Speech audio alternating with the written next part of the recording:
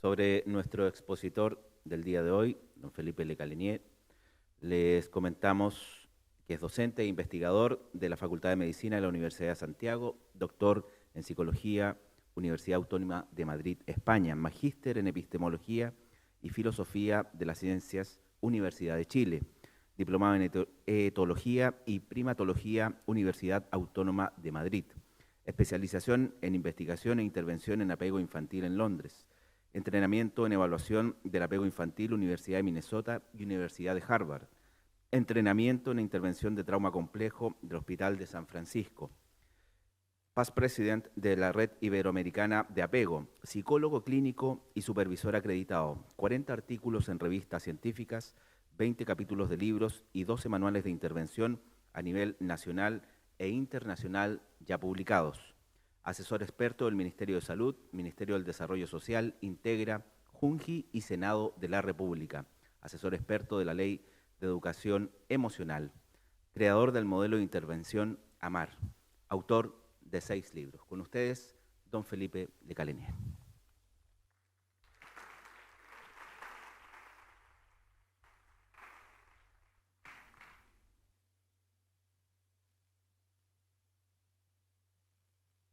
Bueno, agradecerle al alcalde por la invitación. Yo he estado varias veces aquí.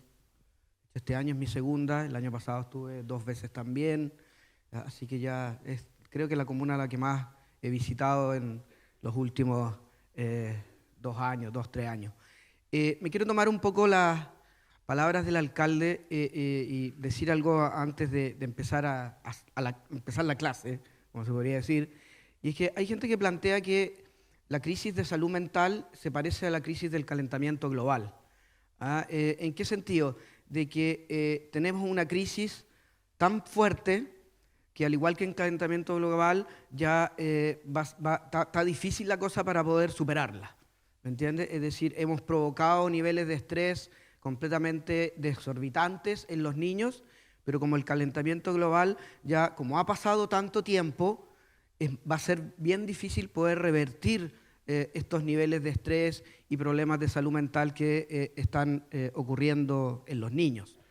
Entonces es algo que realmente, al igual que en el calentamiento global, que la gente se demoró mucho tiempo en tomar conciencia de que esto realmente es grave, que vamos a la séptima extinción, pero por primera vez esta extinción es producto de la acción humana.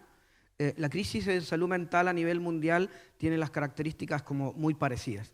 Es decir, hemos llevado la epidemia de salud mental demasiado hacia adelante, estamos en un estado muy grave, es una epidemia que es muy difícil poder revertirla. ¿Ya? Se han hecho algunos reportes mundiales sobre la crisis de la salud mental, no solamente de los niños, los adultos y en general hay 2 cosas que son muy importantes y que se han rescatado. Primero, uno de los grandes problemas es que las personas no confían en nuestros sistemas de salud. Las personas tampoco no confían en los sistemas educacionales. Los papás, y esto no solamente en Chile, esto se ha reportado a nivel mundial, los papás sienten que los colegios, los consultores de atención primaria, las OPD, siempre al final les terminan haciendo más daño que bien. Y eso ha ido generando paulatinamente una desconfianza de las familias hacia todos los dispositivos institucionales que los gobiernos, las municipalidades tienen. Se plantea, hay datos mundiales que muestran que alrededor del 20% de las familias que más ayuda necesitan no la piden. Y eso se ha visto que es un problema muy silencioso, pero bien grave. ¿Ya? Es decir, los que más ayuda necesitan son justamente los que no nos piden ayuda o no les piden ayuda porque tienen esta expectativa de que los van a retar, los van a criticar, van a entrar a sistemas judiciales, van a medicar al niño, pero al final no van a resolver el problema. Entonces, dentro de la Organización Mundial de la Salud, uno de los grandes temas que propuso para de aquí a 10, 20 años más, es que tenemos que buscar alguna manera de tener un trato más respetuoso con las familias. Tenemos que dejar de tener estos dispositivos, sea colegio, liceo, sistemas de salud, que en donde de una u otra manera familias se sienten criticadas, se sienten evaluadas, se sienten sobrediagnosticadas, pero al final tú le preguntas a los papás y el problema la verdad es que no se ha resuelto. Entonces eso es un gran desafío y eso no tiene que ver con una ley, no tiene que ver con una política pública, tiene que ver con la capacidad que cada uno tiene de cómo yo llego a las familias, cómo yo me relaciono con ellos, y hay varios modelos que están rondando en el mundo sobre cómo poder hacer que las familias realmente sientan que yo soy una ayuda para ellos, que no soy un juez, ¿me entiendes? Que no vengo realmente a decirles todo lo mal que han hecho con el niño o que les vengan a decir que el niño tiene un trastorno X y que tengo que pararlo con el medicamento. Entonces, eso es un gran tema, cómo lograr que las familias que más ayuda necesitan, las más estresadas, realmente puedan acceder a otros. Y el segundo gran tema, que no ha sido nada de buena noticia, se lo voy a poner desde esta forma. Si el día de mañana yo les diera a ustedes millones de dólares y yo les digo, mira, tienen toda la plata del mundo para hacer la mejor intervención educativa, familiar, psicológica, psiquiátrica, trabajo social, lo mejor del mundo. No hay límite presupuestal, como dicen, ¿ya? Y yo les paso la plata y yo les digo, pero la única condición es la siguiente, yo tengo que evaluar el impacto yo tengo que ver cuál es el retorno de mi plata, ¿ya? ¿Qué es lo que he encontrado? Que no hay tanta claridad que ni con toda la plata del mundo tengamos intervenciones que realmente vayan a tener algún impacto real y potente en las familias. Es medio deprimente para partir el lunes, pero eso es un gran tema, ¿me entiendes? Es un tema en lo que todos tenemos que estar involucrados, no los que estudiamos ni los que hacemos investigaciones. Es decir, no tenemos tan claro que los dispositivos de intervención que nosotros tenemos actualmente realmente estén impactando positivamente en los niños y sus familias. Y el ejercicio mental es interesante y no tiene que ver con los recursos económicos, porque les vuelvo a repetir, porque se ha hecho experimentos así. Yo te doy todo el recurso que tú quieras, te pongo todos los recursos físicos, te compro edificios, te hago el colegio ideal y no tenemos tan claro que eso realmente va a tener un impacto. Hemos tratado con el gobierno con absolutamente pocos resultados, en el sentido de que evaluemos las cosas, evaluemos la OPD, por ejemplo. ¿Es la OPD realmente genera un impacto en el beneficio de los niños? Tenemos evaluaciones de colegios y sabemos que el colegio es lo que nosotros llamamos un ambiente actualmente tóxico para la salud y el bienestar de los niños. El colegio es un patógeno. Los colegios chilenos tienen una característica que va en contra de todo lo que la evidencia dice que deberían ser los colegios. Porque no es solamente que los colegios están generando niveles de estrés insoportables para los niños, sino que lo que se está descubriendo es que los colegios tampoco están desarrollando el aprendizaje. ¿Ya? Ni siquiera no se está logrando un bienestar emocional, pero tampoco se está logrando las metas a nivel cognitivo, a nivel como de aprendizaje y notas. Entonces, eso nos lleva, yo les digo todo esto así como de malas noticias, porque lo que sí se ha planteado es que esto depende de todos nosotros. O sea, yo no puedo poner los huevos fuera de la canasta, no puedo esperar la ley, no puedo esperar la ordenanza, no puedo esperar la investigación que me diga lo que tengo que hacer, no puedo esperar que llegue el super mega enfoque que salve a los niños. Esto tiene que ver con realmente lo que cada uno de ustedes hace, porque ustedes son el contacto de alguna manera, directo o indirecto, con los niños y sus familias. Y esto me lleva al tercer punto, que también se ha investigado, ahora tenemos datos, y es que una de las cosas que hemos encontrado es que los adultos, a pesar de que los adultos tenemos todo un doble discurso, decimos que estamos por los niños, pero si yo analizara su actividad cerebral segundo a segundo, y sus imágenes y sus pensamientos y sus recuerdos, que es lo que yo encuentro que más o menos el 90% de su actividad cerebral del día, en verdad está más destinada para pensar en ustedes mismos y en su mundo de adultos, no necesariamente en los niños. Que tiene que ver con lo que nosotros llamamos la conciencia respetuosa. Es decir, eso es otro gran problema. Eso es el gran problema que tenemos justamente es que incluso aquellos que decimos que trabajamos en pro de la infancia, la verdad es que vivimos en el día a día, y por razones que se entienden, más preocupados de cumplir las metas, más preocupados de los conflictos laborales con los colegas, más preocupados de nuestros propios hijos o de las parejas, y nos deja bien poco tiempo para realmente tener en mente la mente de los niños con los que yo tengo que supuestamente mejorar. Y ese es el gran tema y todavía y sigue siendo otro tema irresoluble dentro de la ciencia. Es difícil poder hacer estas intervenciones, les decía que ojalá que tengan impacto, es que los adultos en verdad en el día a día solo estamos pensando en nosotros mismos y en algunos momentos, algunos atisbos, la conciencia de repente se dirige hacia los niños. Hay muchos estudios bien interesantes que lo que han planteado que los adultos, tener conciencia empática hacia la infancia no es algo natural. Nosotros no la tenemos, no nacemos con ella y la sociedad actual nos inhibe esa conciencia empática de preocuparnos en general del otro. Eso es un tema muy interesante. Aquellos que la tienen es porque son raros, ¿ya? Son personas extrañas que se salen de la curva normal, que de acuerdo a ciertas características históricas, a la historia de apego que tuvieron, a ciertos problemas familiares, o a ciertas cosas como muy específicas, en algunas pocas personas está esta preocupación genuina y real por el bienestar de la infancia.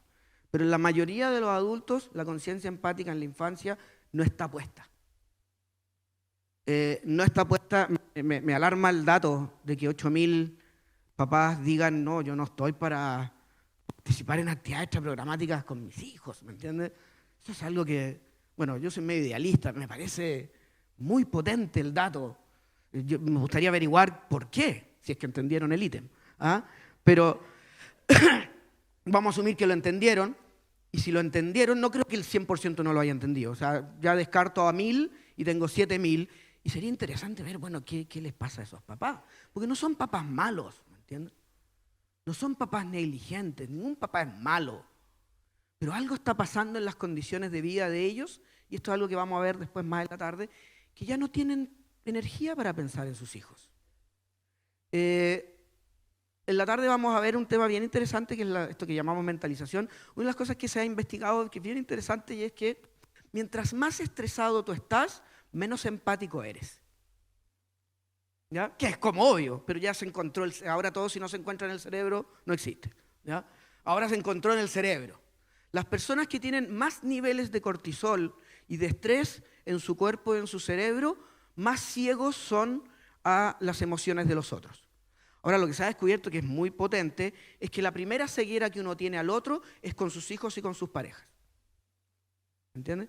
Y también, y esto tiene, bueno, puedo estar mucho rato hablando de esto, pero las familias y las sociedades más estresantes, las sociedades que no tienen resueltas ciertas necesidades básicas, son en general sociedades más egoístas. Y del egoísmo surge la violencia.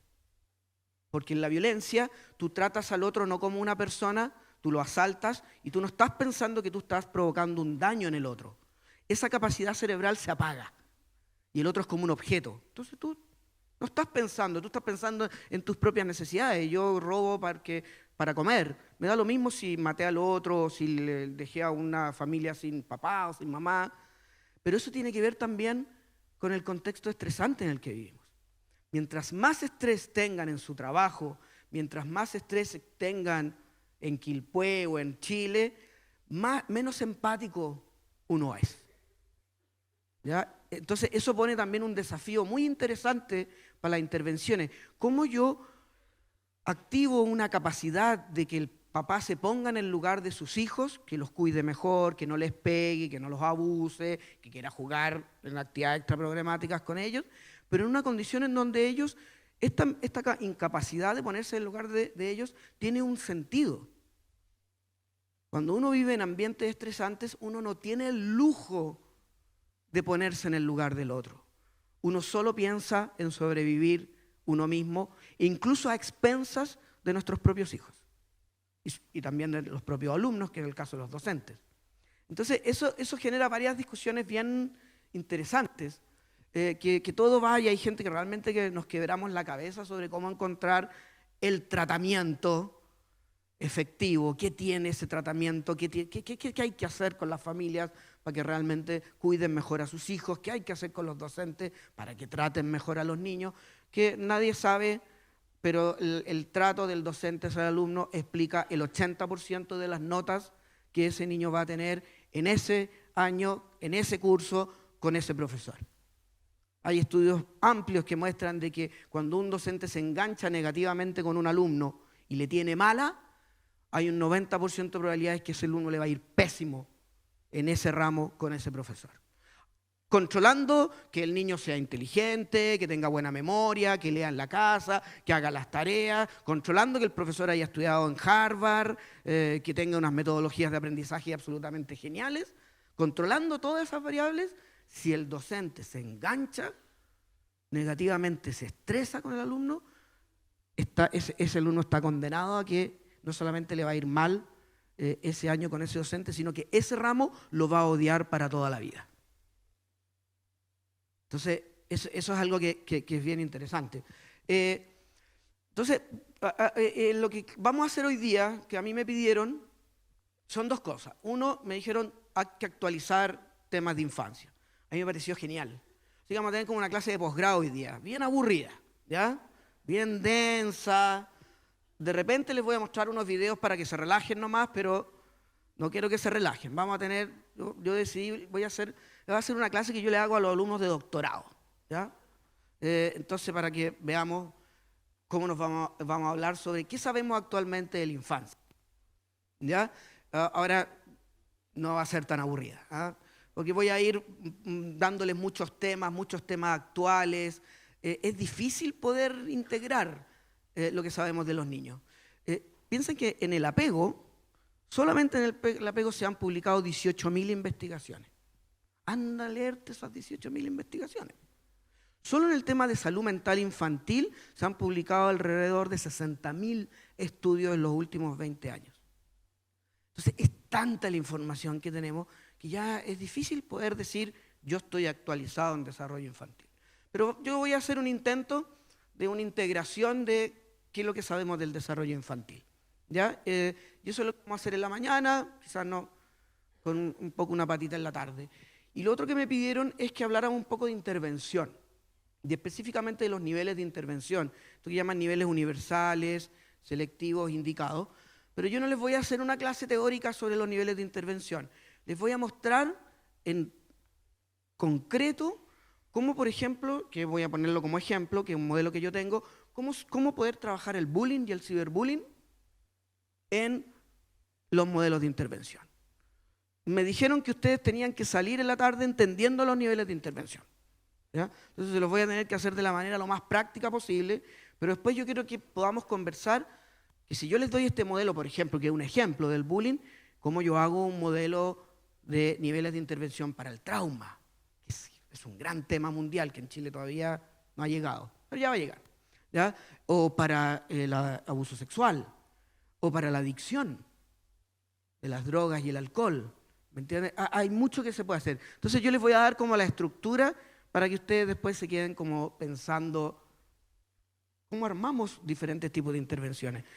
Mi expectativa, bueno, en la tarde vamos a estar cansados, pero mi expectativa es que conversemos sobre esto que yo les decía de que no sabemos cómo hacer la superintervención. Y ustedes de alguna manera también piensen y me pregunten, oye, pero ¿qué sabemos? ¿Qué sabemos que no hay que hacer? ¿Qué sabemos que hay que hacer? ¿Qué sabemos que funciona? ¿Qué no funciona? ¿Cuáles son los pecados mortales de una intervención? Y de repente ver que quizás yo estoy cometiendo esos pecados, ¿ya? Y sabemos bien poco, o sea, hay mucha investigación, pero no nos ha permitido avanzar tanto como quisiéramos. Entonces, eso es lo que vamos a ver en la tarde. Por la estructura arquitectónica del lugar, no vamos a hacer que al final de cada café, unos 15 minutos antes del café, yo les voy a dar la palabra a ustedes para que pregunten todo lo que quieran, ¿ya? Ojalá que pregunten. Es verdad que el día lunes es difícil, pero vamos activando, ¿ya? Porque al final yo puedo poner todos los huevos fuera de la canasta. Yo puedo esperar la ley, puedo esperar la ordenanza, puedo esperar que alguien me enseñe el modelo, pero todo pasa por ustedes. Y es que son las cosas más terribles de la vida, es eso. Y es que el que pone los huevos en la canasta al final es él el que termina perdiendo, o ella. Pero todo pasa por ustedes, todo pasa por cuánto a ustedes les interesa esto, cuánto a ustedes les interesa su trabajo, por cuánto a ustedes les interesan los niños, por qué es lo que ustedes realmente hacen por los niños que sea realmente efectivo, por cuánto ustedes saben de los niños y sus familias o sus docentes, todo pasa por ustedes. Y eso ha sido todo un gran tema dentro de estos reportes mundiales que yo les decía, y es que en países latinoamericanos los niveles de formación de los profesionales son menos de lo que uno esperaría y desearía. Ahora, también con el nivel de estrés laboral es difícil formarse, ¿me entienden? Pero vamos a ir hablando de todos esos temas, ¿ok? Entonces, hay muchas cosas raras dentro del desarrollo infantil. Quiero explicarles algo que es bien importante. Ustedes y yo, cuando estudiaron el desarrollo infantil, les enseñaron estas típicas teorías, Piaget, Kohlberg, Vygotsky, Freud papá, Freud hija, Freud 1, Freud 2, ya ni me acuerdo ya. Pero ya eso vienen después. Quiero a los clásicos del desarrollo, Kohlberg, Piaget, Vygotsky, Erikson, gracias. Esa etapa es lo que se llama la prehistoria de los estudios del desarrollo infantil, ¿ya? Con mucho respeto. ¿Ah? Esa es la etapa literalmente como la prehistoria del desarrollo infantil. Una etapa muy necesaria, pero una etapa que ahora que la miramos ahora con todo lo que sabemos, una etapa intrínsecamente incorrecta. Más o menos el 80% de lo que plantearon todos esos grandes próceres ya ha sido casi completamente refutado. Pero yo también aprendí con eso. Ustedes saben que nosotros, como yo trabajo en una universidad, a mí me gusta ver el tema de los currículos universitarios. Hasta el día de hoy, en la mayoría de las carreras de educación y psicología se sigue usando la prehistoria. La prehistoria terminó en los años 70. En los años 70 se acabó la etapa del Piaget, del Vygotsky. Siguieron mucho investigando y está el enfoque neopiagetano, post-neopiagetano, post-vygotskiano. Ellos plantearon cosas muy interesantes. Pero una de las cosas que se plantea es que fueron primero como bien narcisistas. Y yo lo entiendo, ¿me entiendes? En el sentido de que pensaron que ellos plantearon el desarrollo es esto. Y se mandaron unas teorías sin ninguna evidencia científica, como que el desarrollo desde el nacimiento hasta la edad adulta se compone de tales etapas y esto es lo importante. Fue una etapa prehistórica, nosotros le llamamos el periodo clásico, muy importante. ¿Ya? Pero es complejo porque seguimos operando en la comprensión de la infancia bajo esta etapa prehistórica. Es como ser un físico y todavía estar basando todas sus teorías en los cálculos newtonianos y no conocer de Einstein o de supercuerdas o cuántica y esas cosas. ¿Me entienden? Entonces, ahí es donde ya empezamos con que es importante hacer un refresco, ¿ya? De ciertos conocimientos, de actualizaciones, que es lo que vamos a hacer en el fondo, de ciertas cosas que en verdad hemos ido descubriendo que ya no son así. Ahora, no tiene que ver solamente con un tema teórico. ¿Ah? Esto es lo que yo quiero que entiendan. Tiene que ver con cómo yo veo al niño. Si Piaget me dijo que a los 2 años o 1 año el niño pasa por una etapa egocéntrica, yo voy a ver al niño egocéntrico en esa edad. ¿Me entienden? Y voy a interpretar lo que el niño hace como producto de su egocentrismo. ¿Me entienden? Entonces, por eso es que es más que un tema epistemológico teórico, tiene que ver con cómo ustedes empatizan con el niño. O sea, estas teorías dan una visión específica de un niño y muy sociocultural, muy acorde a la vida que en esa época estaba. ¿Ya? En los años 70 se produce una revolución y la gente dice, ya basta de esto, empecemos a investigar esta cosa. ¿Ya? Empecemos a investigar la atención, la memoria, el desarrollo afectivo de los niños, el vínculo, el apego. Empecemos a investigarlo todo. Y se produjo una explosión tipo Big Bang de miles de estudios del desarrollo infantil. Miles de estudios. Todavía estamos en esa etapa. ¿Ah? El problema es que esa etapa nos llevó al otro extremo. Y es que así como antes Piaget, yo feliz, Piaget me explicaba todo el desarrollo y Freud me explicaba todo el desarrollo, ahora no hay ninguna mente humana que pueda explicar todo el desarrollo. Nos fuimos como al lado de la medicina, ¿me entienden? La cosa está tan especializada que ya nadie puede entender todo el desarrollo infantil. Ustedes nunca se han despertado un día domingo, por ejemplo, pensando así. Es como divagaciones que uno podría tener un día domingo y decir, oye, ¿por qué nunca más volvió a surgir un Piaget? ¿Por qué nunca más vimos a un Freud? ¿Por qué nunca más tuvimos a un Vygotsky? ¿A un Colbert? ¿Qué pasó? ¿O somos más tontos ahora? ¿Por qué ya no surge este gran superhéroe del desarrollo infantil que nos diga, mira, el desarrollo es esto? Desde el nacimiento, el embarazo, hasta los 60 años, 70 años, esto es el desarrollo. Y estas son las etapas. Después de los años 70, nunca nadie más pudo hacer eso. Y la razón es muy simple, porque es imposible hacerlo. Ni grupos de investigadores, ni siquiera si yo junto a 30 de los top investigadores podrían desarrollar esta teoría del todo, así como lo que querían los físicos, la teoría de todo. No tenemos una teoría de todo el desarrollo infantil. Es súper especializado ahora. Yo tengo unos colegas que viven en Estados Unidos y trabajan, por ejemplo, tengo un colega que trabaja la memoria. La memoria en bebés de los 6 a los 12 meses. 30 años dedicados a eso. Nada más que eso. Y yo de repente le pregunto, bueno, pero ¿y qué es lo que pasa con la memoria a los 18 meses? Y mira así como, ¿y qué voy a saber yo? Anda a preguntarle al del departamento del lado, ¿me entiendes? A la facultad del lado. ¿Entiendes? Ahora, más complejo es cuando yo le pregunto, bueno, pero oye, ¿y si los niños cuando son abusados sexualmente no tendrán un desarrollo diferente de la memoria? Y les vienen como una especie de ataque catatónico, ¿me entiendes? Como el abuso sexual, no sé, ¿me entiendes? Entonces, eso es interesante y eso tiene que ver con la tercera etapa en la que estamos.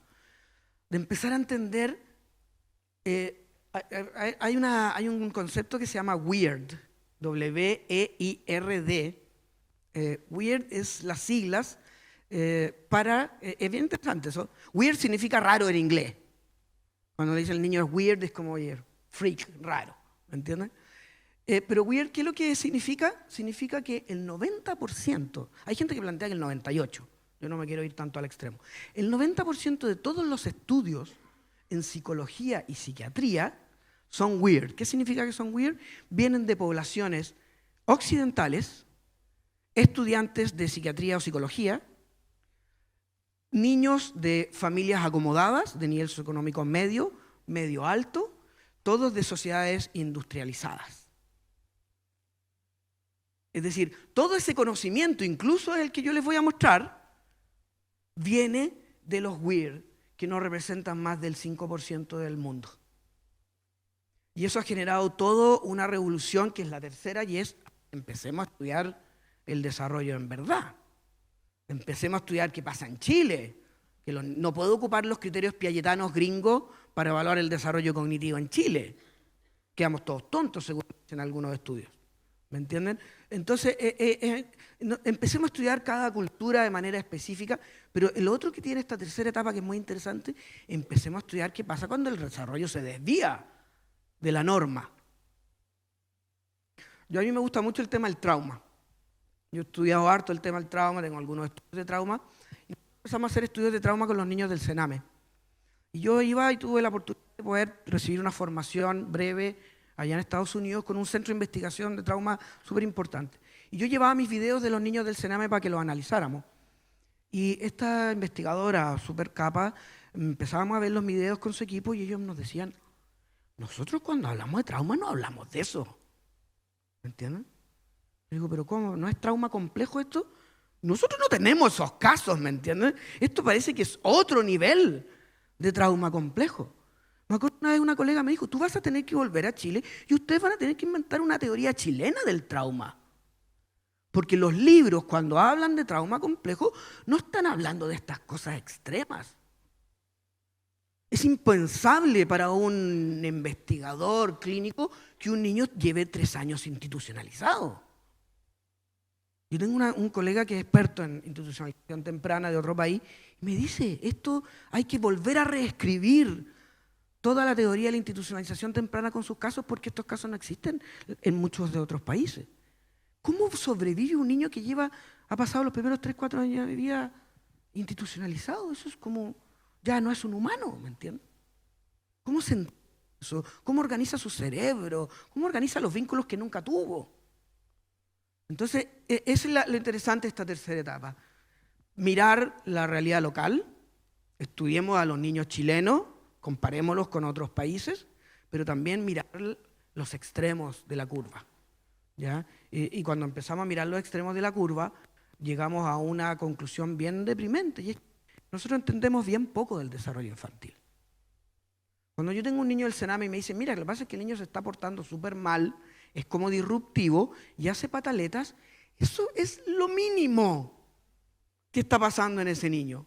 Ese es un comentario normalizador de algo que en sí es 1000 veces más grave, más traumático y más desorganizante.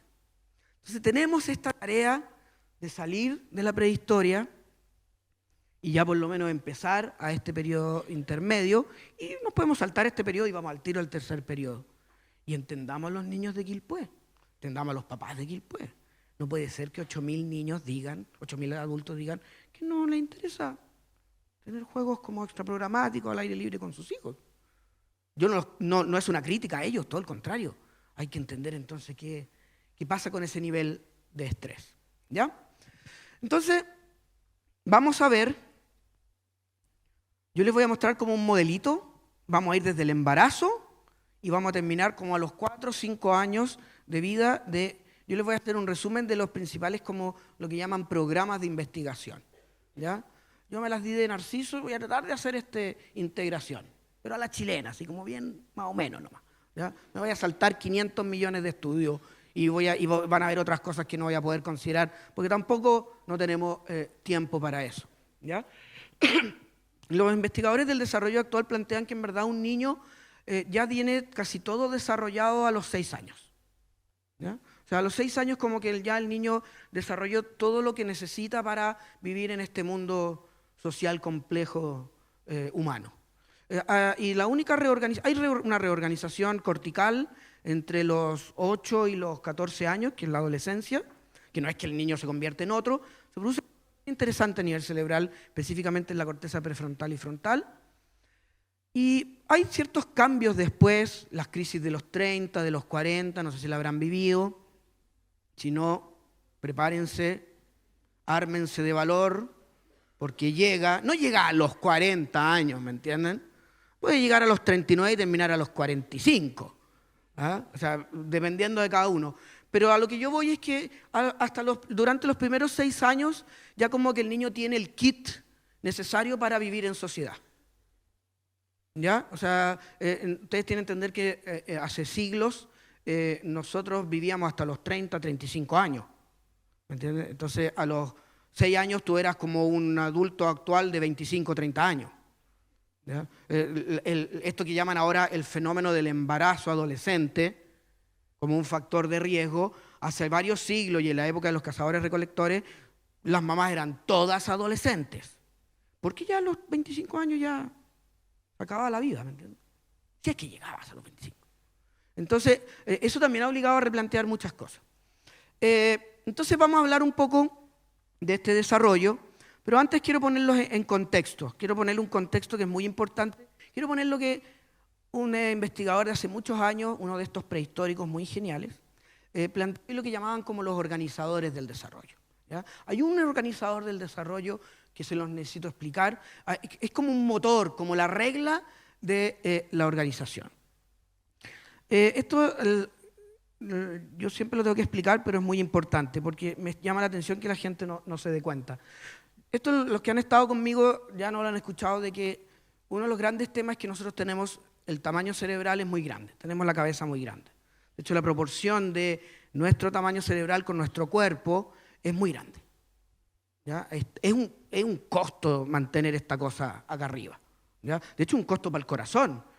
Piensen que, por ejemplo, los perros, los mamíferos que tienen 4 patas, el gasto cardíaco es siempre horizontal. Ustedes nunca han visto un perro y como que dicen que lleva 4 años, 4 horas corriendo y dicen, bueno, ¿y este perro no se cansa? ¿Cómo no le va a venir un paro cardíaco en algún momento? No, porque el gasto es menos. En cambio, nosotros, el corazón tiene que ir bombear contra la gravedad y para no menos que mantener esta tremenda cabeza, que es como el 20% de toda la energía calórica que uno necesita diariamente. Este es caro, es grande y es caro. Cuesta mantenerlo y requiere alimentación, requiere sueño, no requiere vivir en estrés. El estrés mata esta cosa de acá arriba. Tenemos el cerebro muy grande y no voy a aburrir con las explicaciones de por qué tenemos el cerebro tan grande, pero la consecuencia más importante, y para mí sigue siendo algo que me impresiona mucho, es que como tenemos el cerebro tan grande, en algún momento de nuestra evolución, un poquito antes de la emergencia del Homo sapiens, se planteó un desafío vital. Nosotros como el calentamiento global, ¿me entiendes? Como que nos vimos en la evolución como sometidos a un desafío que pudo habernos matado como especie. Y es que, ¿cómo lo hace un bebé que tiene la cabeza tan grande para pasar por el conducto vaginal sin matar a la mamá, dislocarles, por ejemplo, la pelvis, o sin morir él producto de un daño cardíaco, o sea, un daño cerebral, un golpe muy fuerte? Nadie habla de ese momento porque no se sabe, son hipótesis las que se tienen, pero esto presentó un desafío de realmente si podíamos continuar como especie, porque el bebé crecía mucho, ¿me entiendes? Crecía mucho y de hecho así surge el parto, se activa porque ya el bebé ya no puede vivir en el medio interno y el bebé secreta cortisol y el cortisol secreta toda una cascada de hormonas que dilata, todo, ¿entiendes? Pero el punto es que esto puso un desafío. El desafío nadie sabe cómo, se solucionó en el sentido de que el embarazo dura 40 semanas. ¿Ya? Ahora, mal desafío, muy mala solución. Yo les digo porque a mí me encanta la filosofía y me impresiona que los filósofos no tomen en cuenta esto. Aquí está todo lo que decía Heidegger y todas estas cosas, ¿me entiendes? En el sentido de que el bebé nace a las 40 semanas, no porque es el mejor momento en el que tiene que nacer, es porque es el último momento donde puede nacer sin matar a la mamá ni morir él en el momento del parto. ¿Ya? Ahora, ¿cuál es el problema? Que el bebé nace a las 40 semanas, pero eso significa que nace con el 22% de su cerebro desarrollado. Ninguna otra especie mamífera ni no mamífera en la Tierra nace con el 22% de su cerebro desarrollado y dura más de 2-3 horas. Y nosotros nacemos así de prematuros, somos la especie más prematura de la Tierra y miren, aquí estamos. ¿Cómo? No tengo idea. Eso realmente es interesante. ¿Ya? Esto podríamos estar todo el día solamente en esto, porque cuando tú naces con el 22% de tu cerebro desarrollado, y los estudios lo que muestran es que tú ya a los 3 años has alcanzado el 60 y el 70. A los 4, leí el otro día, ya alcanzaste el 80%. Es decir, tú desarrollas durante los primeros 3 años de vida el 50% de tu cerebro. Pero, ¿qué significa esto? Y aquí es donde empieza como una manera de empezar a entendernos a nosotros mismos. Y para mí yo necesito que esto les quede grabado porque así podemos entender a los niños. Es que al nacer con el 22% de nuestro cerebro desarrollado, nosotros los seres humanos estamos en una lotería, vivimos en una lotería existencial en donde le entregamos todo nuestro desarrollo, por lotería, por azar, a donde nacemos y quien nos cuida. ¿Me entienden? La genética está absolutamente de moda, pero ahora hay unos estudios genéticos que han mostrado que la moda ya se está desinflando un poco. ¿En qué sentido? De que en nosotros el programa genético hace cosas muy importantes, pero en relación a la conducta del ser humano, el ser humano le entrega su conducta al ambiente. Es decir, ustedes son lo que son y el 80% de su cerebro es lo que es, no por la genética, sino por el ambiente en donde ustedes nacieron. Pero ustedes no eligieron ese ambiente. Es lotería existencial pura. ¿Me entienden? Esto permite entender miles de cosas, que no quiero alargarme, pero esto nos permite entender por qué somos como somos. ¿Ya? La especie más extraña del planeta que nace de la manera más desvalida, inmadura y prematura, y más encima la especie que termina controlando y matando todo el planeta. Es una paradoja, ¿me entienden? Somos los que nacemos en las peores condiciones de todos, pero terminamos ganando, entre comillas, a todos. Y aquí, más allá de las divagaciones filosóficas, esto es la razón por la que cada uno de ustedes son todos diferentes y somos todos diferentes. No solamente físicamente, no hay nadie que en términos de organización del sí mismo o de personalidad sea igual al otro. Y eso es porque nacemos con el 22% del cerebro desarrollado y toda nuestra variabilidad va a depender de la variabilidad del ambiente donde uno nace y donde uno se cuida o lo cuidaron durante los primeros años de vida. Hay mucho que se puede hablar de esto. Hay gente que plantea que por eso nosotros nos enfermamos en términos de salud mental. ¿Me entiendes? Porque le entregamos, esto es como realmente una apuesta súper arriesgada la que hizo la evolución. Al entregarle tu desarrollo físico al ambiente, ¿y si el ambiente no es apropiado? ¿Y si el ambiente está lleno de tóxicos? Entonces tú te empiezas a enfermar, físicamente y mentalmente, que ya a esta altura se piensa que es casi lo mismo. ¿Ya? Ahora, ¿por qué yo les digo esto? Porque yo necesito que entiendan que esto así se entienda un niño. Ustedes son viejitos ya tienen su, perdonen por decirle, pero a ustedes les queda un poquito de corteza mental para desarrollar. Y ojalá que la desarrollen, pero el resto ya, su sistema afectivo está listo ya, ustedes ya son lo que son. ¿Ya? Pero no es así un niño. A pesar de que nosotros también seguimos a nuestra edad dependiendo de los otros para sobrevivir. ¿Ya? Pero el niño tiene un desarrollo mucho más grande. ¿Cómo lo hace para vivir donde nace con este nivel de inmadurez? ¿Y cómo lo hace para vivir empezando a ver quién le tocó de cuidador?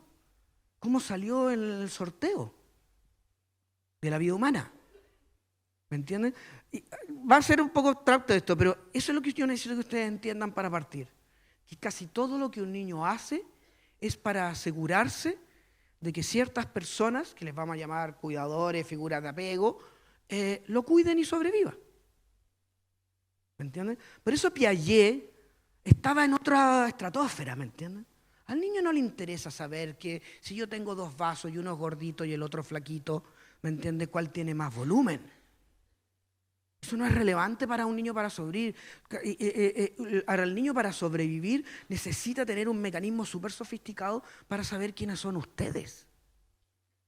Porque ¿qué pasa si ustedes les pegan a los niños? ¿Qué pasa si los abandonan? ¿Qué pasa si ustedes son, como todos, que decimos una cosa y hacemos otra? El cerebro, y por eso se plantea que el cerebro es un cerebro social. ¿Me entiendes? Porque todo el cerebro del bebé y del niño está destinado y trabaja todo el día para estar anticipándole a todos ustedes. Porque yo tengo muchos papás y dicen, mira, tener hijos es muy estresante. Es que no se lo entiende. Yo no entiendo a mi hijo. Como contaba aquí el alcalde, 14 años, se está poniendo disruptivo, mal educado. Pero lo que la gente no sabe es que este niño piensa lo mismo. ¿Entiendes? Él piensa lo mismo. Tener estos papás es muy estresante. Tener este profesor es muy estresante. Ir todos los días a este colegio es muy estresante. Cuesta mucho entender a las personas. Y la mayor parte del cerebro del niño está destinado a eso. A cómo lo hace naciendo con este nivel de prematuridad para vivir en dependencia absoluta de los otros. Y no es dependencia emocional. Esto ya, ahora sabemos que la dependencia emocional es la menos importante. Lo vamos a llamar una sincronía biológica. El niño tiene que sincronizar todo su cuerpo de pies a cabeza con su cuidador para sobrevivir. Hagan un experimento que se hizo, duerman 3-4 días seguidos con un niño chiquitito y yo les mido su frecuencia cardíaca y la de su hijo, y que lo que yo encuentro ya a los 3, 4 días, las frecuencias cardíacas se coordinan. Hay un hombre que se llama David Shulkin que habla del tema de la alostasis, que es bien denso pero muy entretenido, y él lo que ha ido mostrando con todos sus mega estudios es que todo el cuerpo, todo el cerebro del ser humano es para vivir en sociedad. Hay estudios que muestran que, por ejemplo, mujeres que conviven juntas, ya a los 2, 3 meses sincronizan su menstruación. Hay unos estudios muy interesantes que muestran de que yo le hago una tomografía cerebral a mamás y sus bebés de 6, 8 meses. Las mamás tienen depresión posparto. Esto fue un descubrimiento muy potente. Entonces yo le hago una tomografía y descubro que el cerebro de la mamá con depresión postparto tiene activadas ciertas áreas, apagadas otras, lo típico. Pero después yo le hago otra tomografía al hijo de esa mamá, y ¿qué es lo que yo descubro? Que el cerebro se prende igual. Que es como que vieras dos cerebros con prácticamente el mismo patrón de actividad cerebral. Tú dices, ¿cómo puede ser eso?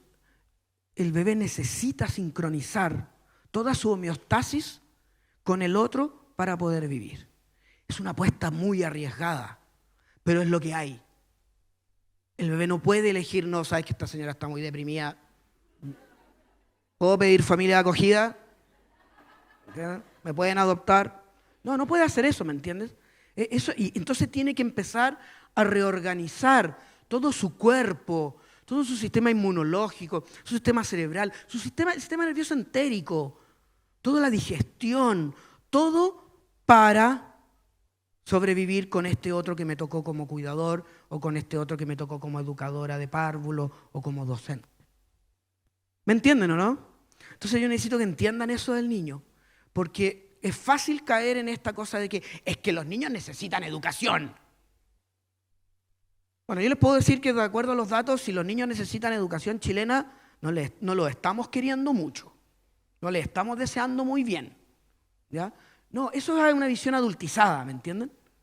Tienen que ponerse en el lugar de cómo es nacer, que ustedes también lo hicieron, y por eso son como son. ¿Cómo es nacer completamente desvalido y prematuro? ¿Y por qué el niño sobrevive? Porque le entrega literalmente su desarrollo a este otro que es su cuidador principal o varios cuidadores. ¿Me entienden o no? Eso nos ha hecho lo mejor de la Tierra y lo peor de la Tierra. El hecho de que somos los únicos mamíferos que de alguna manera le entregamos literalmente, yo le paso mi cerebro a mi mamá. Haz lo que quieras con él, pero yo tengo que seguir viviendo. Y gran parte de la comprensión actual del desarrollo infantil tiene que ver con eso. ¿Cómo lo hace este niño X para seguir viviendo con esto que le tocó de figura de apego? ¿Me siguen o no? Cuando salieron todos estos estudios del cerebro social, la ultrasocialidad del ser humano, que podemos hablar, la gente dijo, wow, esto es muy fuerte, ¿me entienden?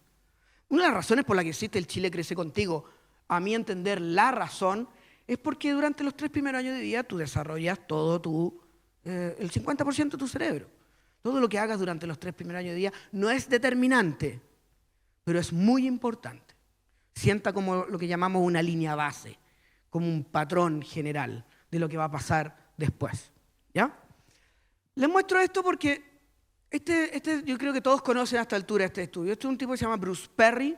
Bruce Perry es un traumatólogo, ¿ya? Del trauma psíquico. Y él lo que hizo fue tomar a niños de 3 años normal y tomar a niños que llevan 3 años institucionalizados y les hizo un escáner, ¿me entiendes? Y él descubrió que en la mayoría de los casos los niños institucionalizados tienen la mitad, es la mitad más chico que los niños de 3 años. Es decir, aunque ustedes no lo crean, estos dos niños tienen la misma edad. Aquí está la demostración visual de que uno le entrega su desarrollo al otro hasta el punto de que si yo paso los primeros años de vida institucionalizado, mi cerebro pica a la mitad. Es decir, este niño de la derecha tiene 3 años, pero tiene el radio del cerebro de un niño de 1 año y medio. ¿Me entiendes? Esto hay un tipo que se llama Johnson, que hizo un cálculo matemático muy interesante, y él mostró que por cada mes que un niño pasa en una institución, residencia Sename, retrocede 1 mes de desarrollo físico. Hasta que el niño tiene 3 años y tiene un cerebro de un niño de 1 año y medio. Esta es la mejor demostración de la lotería que es vivir, de la existencia humana, ¿me entiendes? De esta cosa de que, paradójicamente, al entregarle el desarrollo al otro, nos hizo toda esta especie tan flexible, tan social, pero a su vez una especie tan peligrosa. ¿Ya? Bruce Perry cuenta en uno de sus libros que él después tomó estas tomografías de la derecha y llamó a colegas neurólogos, radiólogos, expertos en el cerebro, y sin decirles nada les dijo, cuéntame, si yo te muestro esto, ¿qué es lo que tú ves? No les dijo nada, no les dijo que era un estudio con niños, solamente les dijo, oye, pero ¿cuál es tu diagnóstico con estos cerebros? Y la mayoría dijeron, mira, este es el clásico cerebro de un paciente con Alzheimer o con demencia senil terminal. ¿Ya? Y Bruce Perry les dijo, no, son niños de 3 años. Esto fue como un preludio. Y los neurólogos no lo podían creer. Decían, esto no puede ser. No puede ser que durante los 3 primeros años de vida un cerebro termine tan deteriorado, tan achicado, tan muerto, que solo lo observas en un paciente con demencia senil o Alzheimer ya en sus etapas finales. Entonces, para que vean, y también para que vean lo que le hace la institucionalización a los niños y por qué en la mayoría de los países está prohibido tener residencias. Y en Chile, a pesar de que tenemos toda la plata para no tener residencia, la seguimos teniendo. Y está prohibido, la residencia mata literalmente el futuro de un niño. Y aquí la institucionalización está institucionalizada. ¿Por qué? ¿Estamos vía streaming? No voy a decir por qué. ¿Ya? Tengo que cuidarme.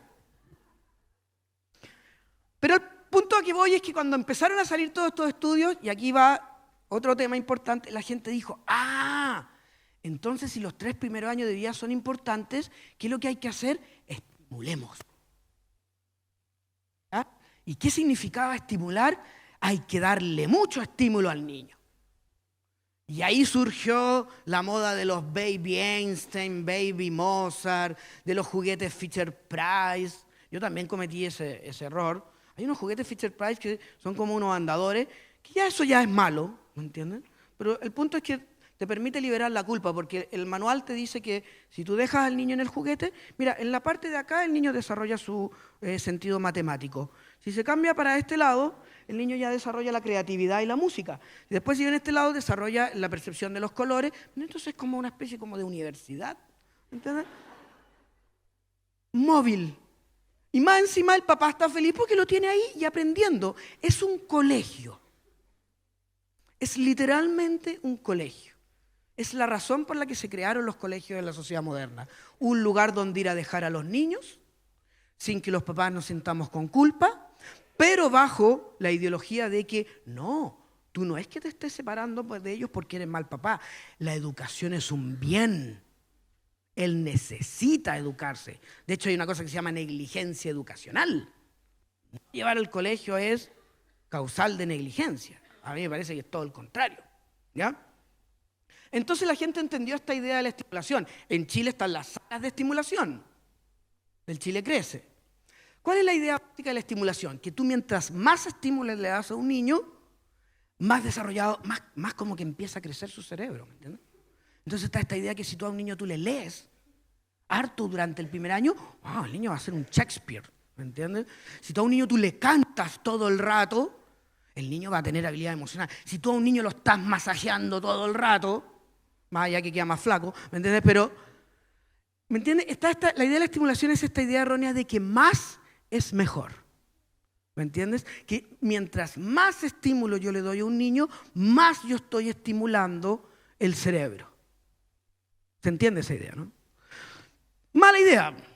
Hay, por ejemplo, una revisión muy grande sobre el tema del desarrollo del lenguaje. Y en el lenguaje se encontró que basta que tú le hables a un niño. No tienes para qué leerle a Heidegger ni leerle todas las noches, ¿me entiendes? Basta que el niño viva en un contexto en donde haya seres lingüísticos que se comunican entre ellos y el lenguaje se desarrolla. Lo mismo que pasa, y está ahí en donde entramos en temas más complejos, el control del esfínter no se aprende. El control del esfínter es un programa genético. ¿Entiendes? Pero aquí nosotros hacemos tanto atado con el control del esfínter que lo desaprendemos. Matamos el programa genético. Y yo tengo mamás que casi como que arman unas discotecas en el baño, ¿me entiendes? Uy, el niño. ¿Y por qué el niño tiene? ¿Y por qué está esta idea de que tiene que aprender? Déjalo tranquilo, ¿me entiendes? Mira, hasta los niños más maltratados, abusados, traumatizados en su cerebro, controlan el esfínter. Lo mismo pasa con el caminar.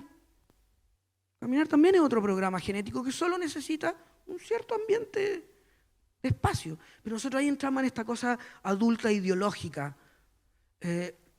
Yo llegué ayer, hoy día, de Lima, por un curso. Mira, el promedio del control esfínter de los niños, que un psiquiatra hizo un estudio, es de 14 meses. 14 meses y los niños controlan esfínter. Y hay niños de 11 meses que ya controlan esfínter, una especie como de genios, ¿entiendes? Genios anales. ¿Entiendes? Y yo decía, pero ¿cómo lo hacen, me entiendes? No, al niño se le encierra en el baño, se le grita hasta que ya aprenda a controlar. Y el niño sí ya aprende a controlar por miedo, ¿me entiendes? Entonces, hay que tener cuidado con esta idea de la estimulación. Los estudios actuales lo que muestran que no es estimulación como cantidad, sino que es como calidad. Y cuando hablamos de calidad del estímulo, aquí empezamos a complicarnos toda la vida, porque la calidad del estímulo es el ambiente de cuidado. No es el qué, es el cómo, que es lo que vamos a ir viendo. No tiene sentido que tú le leas todos los días a tu hijo si tú lo lees en este tono aburrido, estresado y que ojalá que termine pronto. ¿Me entienden? No tiene sentido que tú masajees 2 horas al día a tu guagua si ese masaje ya el bebé va a empezar a sentir, oye, pero me duele. ¿Me entiendes? No es la cantidad, es la calidad. Y la calidad para el niño se refiere al cómo no verbal. No es lo que ustedes dicen, es el cómo lo dicen. Ahí yo les voy a mostrar que el bebé, gran parte del cerebro del bebé es que el bebé nace con un GPS intersubjetivo emocional súper sofisticado para estar leyéndoles todo el rato el cómo ustedes son, no lo que dicen. De hecho, hay estudios que muestran que los niños a los 2 años ya aprenden a diferenciar que lo que los adultos decimos es diferente a lo que los adultos hacemos. Es decir, aprenden la mentira. Y el niño necesita aprender, y de hecho los estudios muestran de que el niño no puede confiar en el lenguaje del adulto, porque si confía en el lenguaje del adulto, vive engañado todo el día.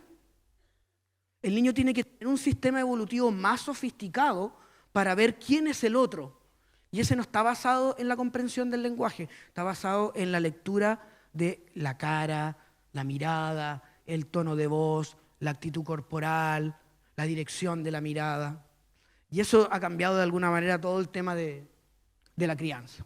¿Ya? Entonces se entiende que no es ambiente de estímulo, no es cuánto, no es que haya que estimular más, sino es el cómo. No tienen que estimular tanto, eso es lo que muestran todas las revisiones, ¿me entienden? No tienen que matar al niño de estímulo. Pueden usar mucho menos tiempo. Bueno, pero aquí es difícil en Chile decir menos tiempo porque ahí son como 5 minutos al día. Entonces no. Pero no es en la cantidad del tiempo, es el cómo él te siente a ti. Y eso, su sistema cerebral y su hemisferio derecho, que está hiperdesarrollado durante los primeros 2-3 años de vida, lo que está leyendo todo el rato es lo que ustedes no controlan en ustedes mismos. Su tono de voz, su cara, su mirada, su expresión corporal. Por eso el niño es genial. A mí me encanta por miles de razones, pero yo también desconfío del lenguaje, a pesar de que las teorías que el lenguaje construye realidad y todas esas cosas, ¿me entiendes? No es tan así. El niño no confía en el lenguaje, porque el niño necesita sobrevivir, acuérdense, nace con el 22% de su cerebro desarrollado. Y en ese proceso de sobrevivir, él ya tempranamente se empieza a dar cuenta que los adultos siempre decimos algo y hacemos otra cosa. ¿entiendes? Y entonces él dice, no confío en el lenguaje, yo confío en la acción y confío en lo no verbal. Y eso les digo porque por ahí va una entrada hacia hacer mejores intervenciones. Esto no se trata de que a los papás hay que decirle ya, abraza a tu hijo, dile que lo quieres, sale a jugar con él.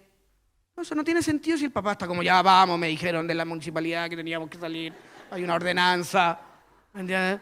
No, el niño dice, no, mira, si es así, entonces yo prefiero que no, porque ahora tú vas a convertir la plaza en otro lugar desagradable. ¿Ven? Yo tengo pacientes, niños que me dicen, mira, yo le digo, oye, vas a salir a vacaciones de invierno, qué rico. Me dice, no, yo no quiero salir, ¿me entiendes? Pero ¿por qué tú no quieres salir? No, mi papá es insoportable en vacaciones, ¿me entiendes? Convierte las vacaciones como página Excel, una meta, ya, mira, vamos a hacer esto, vamos a divertirnos, vamos a pasarlo bien, vamos a jugar mucho, ¿me entiendes? Y entonces el niño de repente dice, pero papá, me quiero ir, pero no te estás divirtiendo, ¿me entiendes? No estás cumpliendo la meta. Entonces al final los niños sí sienten esto de que al final lo que parece que es entretenido. Entonces dice, bueno, pero mi papá dice que está relajado, pero no lo parece, ¿ven? No, él expresa otra cosa. Frente a esto, nosotros una de las cosas que hemos hecho es que cuando hablamos del ambiente de cuidado, me dicen que tenemos que ir al café. Es así. La cosa es así, hay que ordenarse, ¿verdad? Hay que ser educado y seguir con el café. ¿Ya? Un minuto. Ahí está lo rebelde de uno, ¿ven? Siempre uno tiene que tener un sentido de rebeldía, si no, no tiene sentido. Dicen que el que está adaptado a esta sociedad es el que está realmente enfermo. ¿Me entiendes? Nosotros una de las cosas que hemos elaborado es, bueno, pero ¿de qué se trata este ambiente de cuidado? Eso, no era el café, eran las preguntas. Ahí sí. ¿Preguntas? ¿Dudas?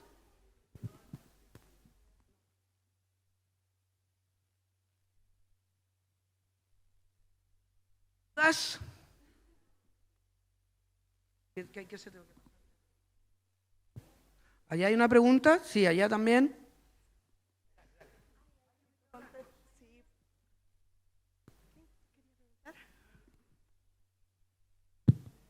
Aló, buenos días, profesor. Con todo respeto quería hacerle una consulta. Usted estaba mencionando anteriormente algunos de los daños que se presentaban en los niños que estaban institucionalizados en el CENAMI.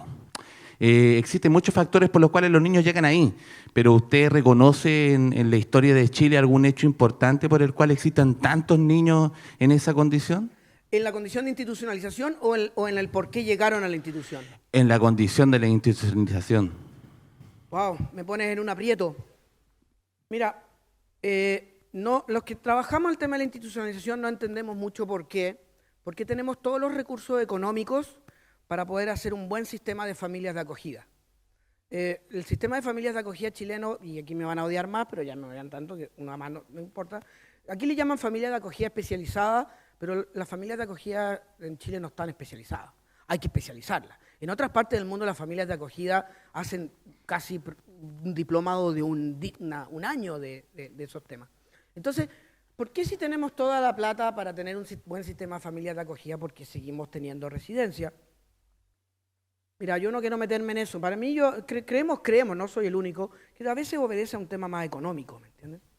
Como que hay ciertos sistemas que se mantienen económicamente y que por eso no tiene que ver con que... Porque las mismas personas que tienen residencias saben que las residencias son terribles. Ya no pueden decir que hay residencias buenas. Entonces creemos que tiene que ver un poco, más probable que obedece a razones quizás político-económicas. Yo no tengo otra explicación, porque ya los datos son escabrosos. Mira, yo trabajé durante mucho tiempo con gente de otros países con el tema de la institucionalización temprana, y hace 10 años nosotros trajimos a una experta mundial en eso, y la experta nos dijo, mira, a ustedes en algún momento los van a acusar. ¿Entiendes? A ustedes los van a acusar, ustedes están haciendo algo muy grave aquí. Ustedes están torturando, están maltratando a los niños, siendo que tienen todos los recursos económicos, toda la logística para no hacer eso. Y pasó. ¿Ya? Entonces, creo que solamente la explicación radica en lo que prácticamente radican casi todas las explicaciones, el desarrollo económico o la adquisición de plata de parte de ciertas personas que quieren seguir manteniendo eso.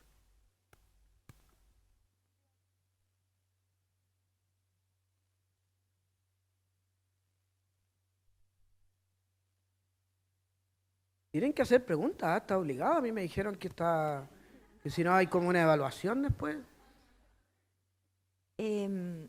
No sé si estará bien hecha la pregunta, pero usted hablaba de que el bebé tenía que sobrevivir Sí. de alguna forma al cuidador que le había tocado en el fondo. Sí.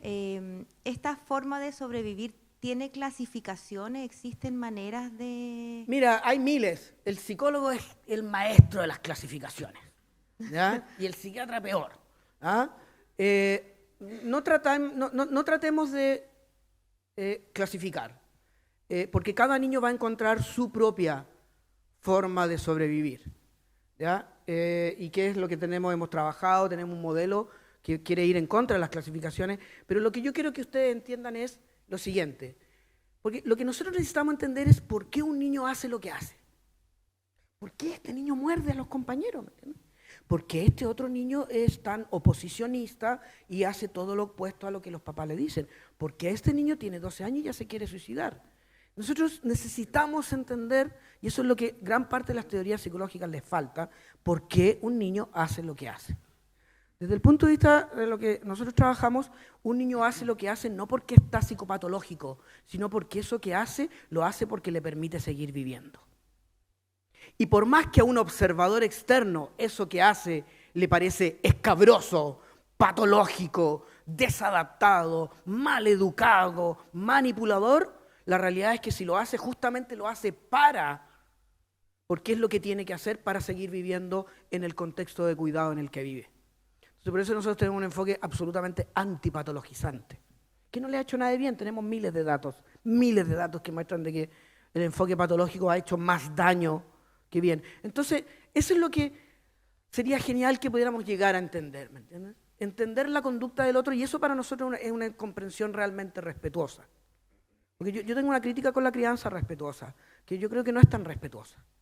En el momento en que tú empiezas a definir, como las tablas de Moisés, que hay papás buenos y malos, que hay papás poco sensibles y sensibles, papás empáticos, en el momento que tú empiezas a definir desde afuera quiénes entran en los buenos papás respetuosos y en los malos, ya no eres respetuoso, ¿ves? Esa es la gran paradoja de muchas de las crianzas respetuosas.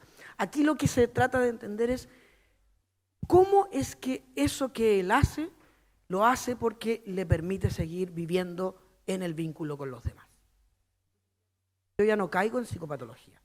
Yo ya no digo que, y sobre todo lo interesante, que para largo, pero yo ya no empiezo con este enfoque de que arrégleme a este niño. El fix, le llaman en el enfoque el fix, que es lo que gran parte de lo que aquí pasa en Chile. A los niños hay que arreglarlos. Pero yo me pregunto, ¿y cuál es el criterio para arreglar? Claro, el profesor quiere que arreglen al niño para que sea un pequeño autómata y le permita hacer la clase, ¿me entiendes? El papá quiere que arreglen al niño, claro, porque como papá no es agradable que un niño te trate mal y no te haga caso. La pregunta es ¿por qué lo hace? Entonces, eso ahí nos empezamos a meter en un tema que es tratar de tener una concepción realmente respetuosa, pero más que respeto como una cosa filosófica, el tema es esto, entender por qué un niño hace lo que hace. Eso es lo que ustedes deberían tener y alcanzar y trabajar. Tener una concepción no patologizante de entender por qué él hace lo que hace. Sí.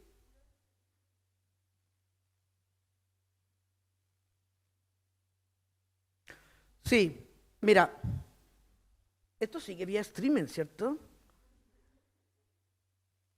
Pero esto no se queda aquí en Quilpué, no va a ser.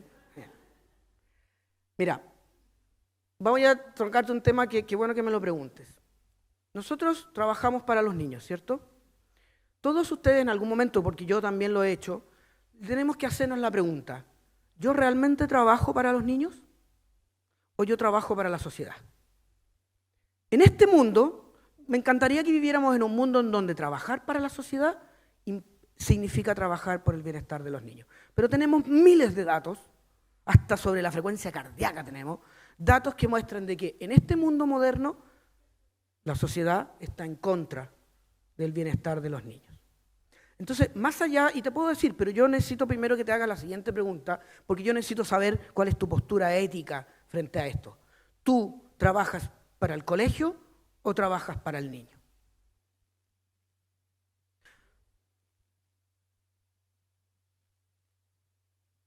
Sí. No.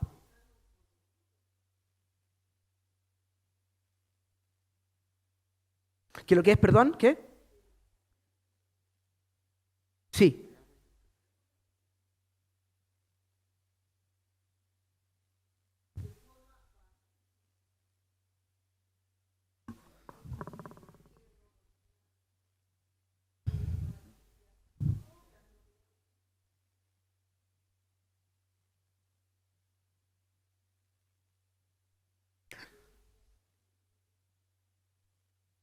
Sí.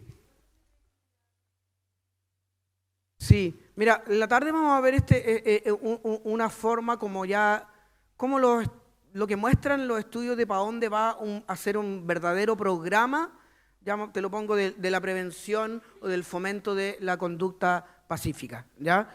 Porque no es que yo te diga, oye, mira, aquí nada funciona con el consejo, con el tips, tú lo sabes bien, ¿me entiendes?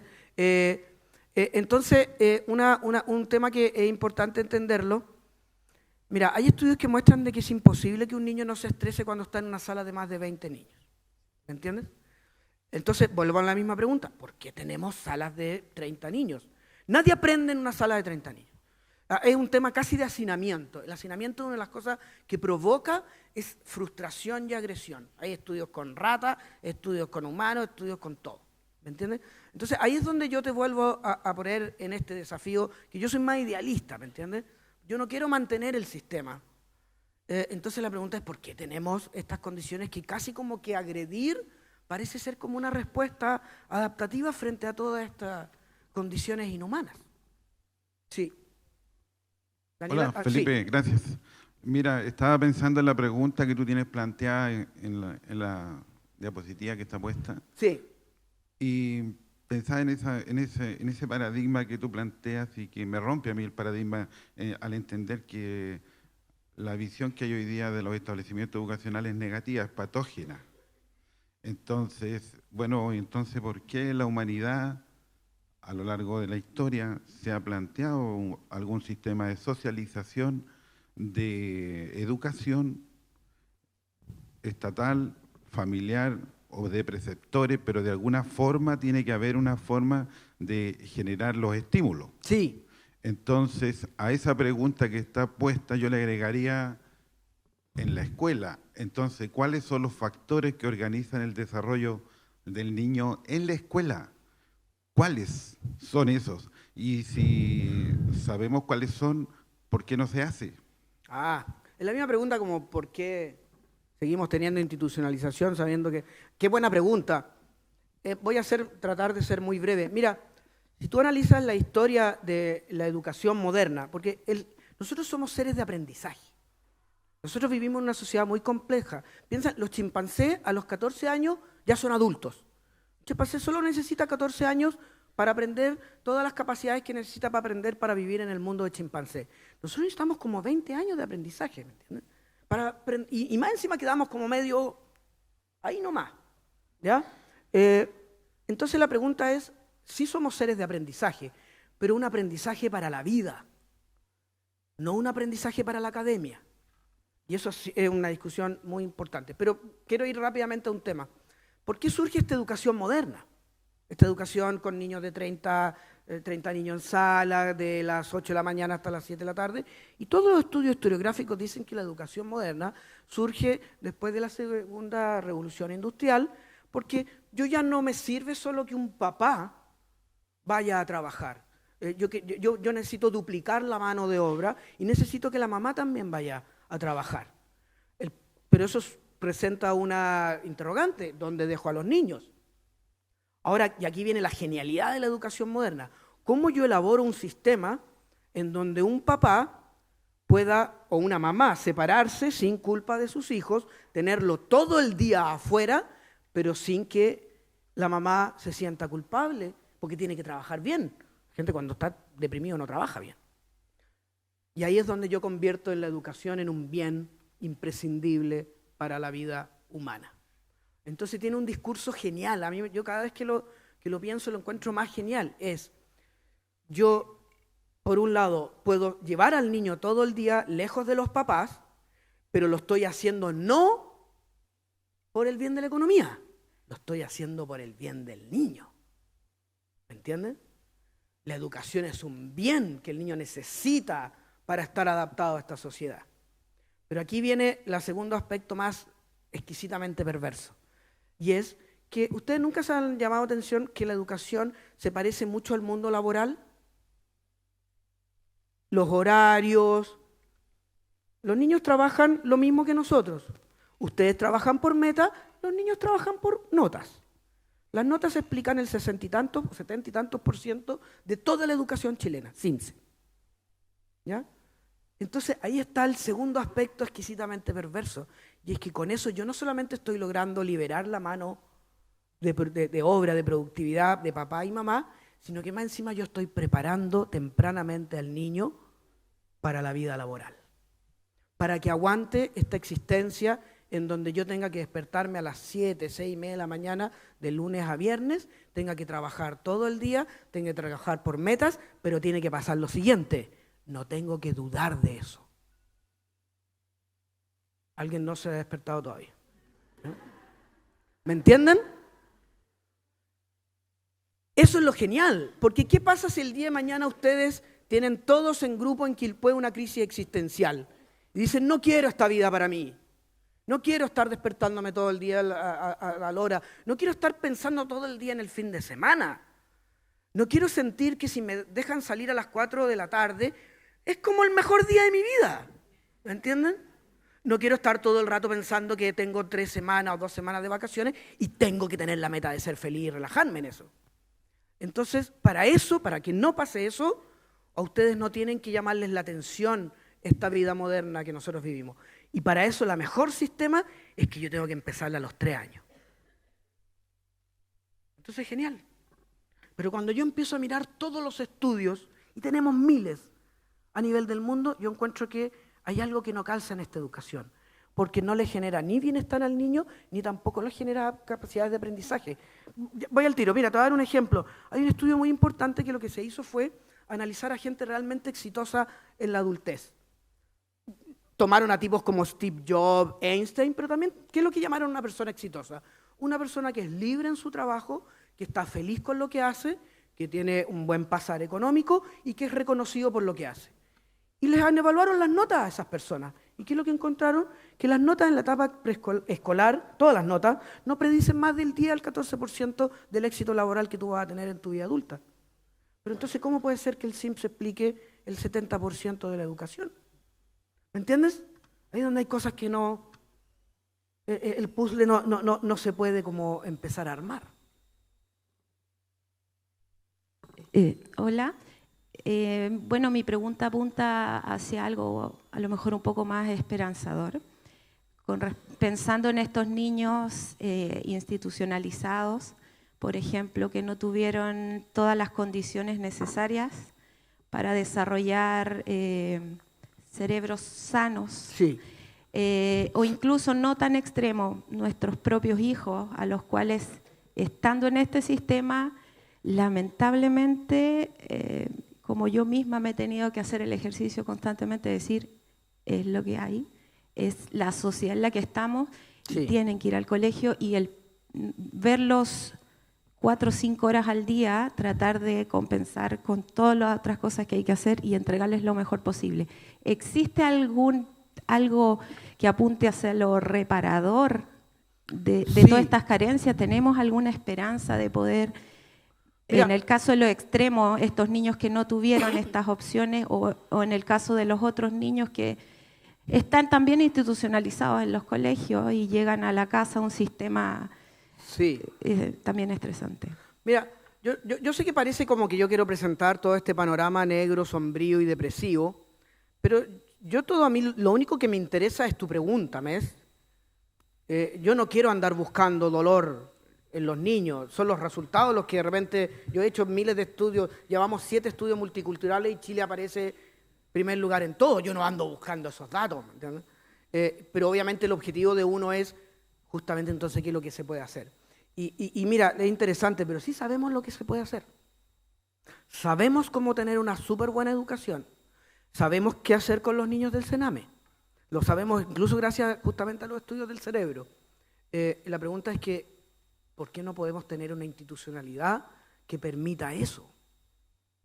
Por ejemplo, rápidamente, sabemos que las terapias de reparación del maltrato están prohibidas en todas partes del mundo con niños institucionalizados.